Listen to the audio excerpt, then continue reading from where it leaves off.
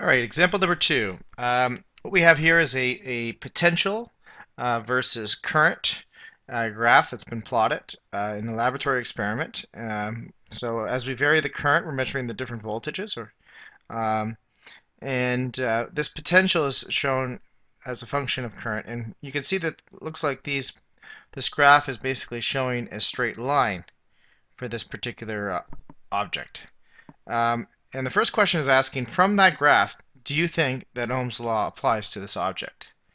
Now, if you remember, Ohm's law is basically uh, voltage, V, is directly proportional to current.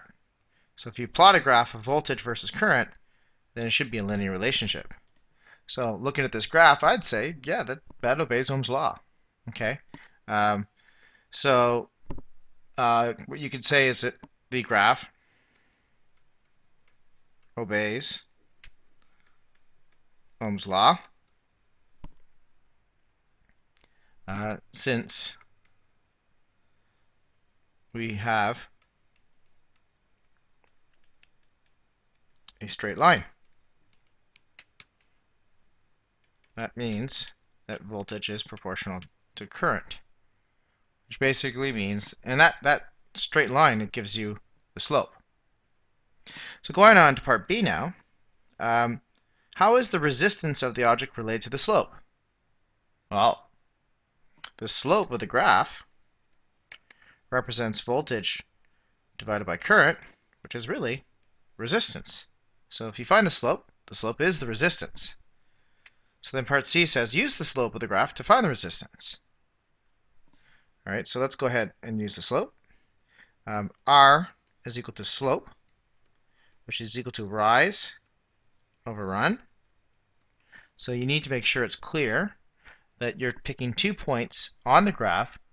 So let's take this point. That's pretty clear. You can see it's 0.6 volts at 4 milliamps.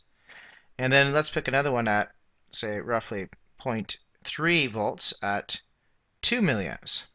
So on the top, we have 0.6 volts minus 0.30 volts.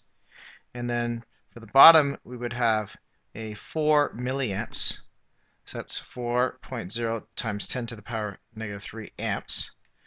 And then we have 2 milliamps, so minus 2.0 times 10 to the power negative 3 amps.